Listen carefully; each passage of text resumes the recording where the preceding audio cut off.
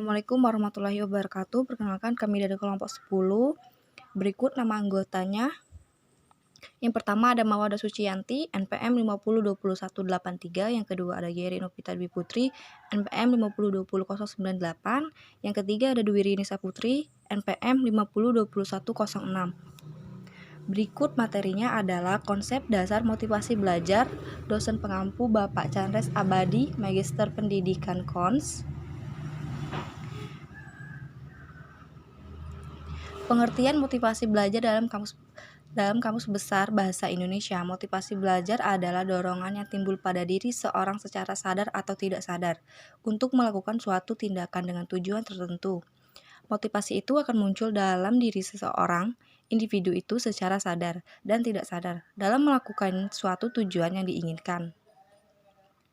Yang kedua, teori motivasi belajar merupakan suatu pendapat yang didasarkan pada penelitian dan penemuan, didukung oleh data dan argumentasi yang mampu menghasilkan fakta berdasarkan ilmu pasti, logika, metodologi, argumentasi, asas dan hukum umum yang menjadi dasar ilmu pengetahuan. Yang ketiga ada ciri-ciri motivasi belajar. Adapun beberapa ciri-ciri untuk mengetahui motivasi dalam diri seorang sebagaimana dijelaskan oleh Sardiman AM, yaitu A. Tekun menghadapi tugas, tak berhenti sebelum selesai. B. Ulet menghadapi kesulitan, tak putus asa. C. Lebih senang belajar sendiri. D. Dapat bosan pada tugas rutin, berulang-ulang begitu saja. E. Dapat mempertahankan pendapatnya kalau sudah yakin atau akan sesuatu. F. Senang memecahkan masalah atau soal. Yang keempat, macam-macam motivasi. A. Motivasi intrinsik. B. Motivasi ekstrinsik. 5. Fungsi motivasi belajar untuk mendorong manusia untuk berbuat. Jadi motivasi sebagai penggerak atau motor yang melepaskan energi. Yang kedua, menentukan arah perbuatan, yakni ke arah tujuan yang hendak dicapai.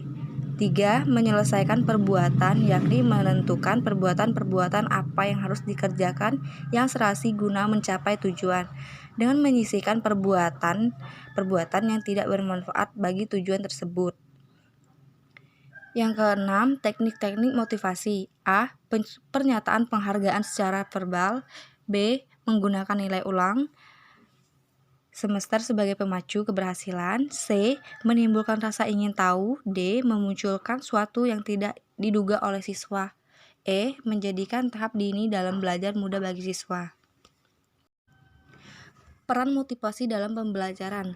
Sebagai penguat, motivasi dapat berperan apabila seorang anak belajar dihadapkan pada suatu masalah yang memerlukan pemecahan dan hanya dapat dipecahkan berkat bantuan hal-hal yang pernah dilaluinya. 2. Memperjelas tujuan. Peran motivasi dalam memperjelaskan tujuan belajar erat kaitannya dengan kemaknaan belajar. Sekian video materi dari kelompok kami akhiri. Wassalamualaikum warahmatullahi wabarakatuh.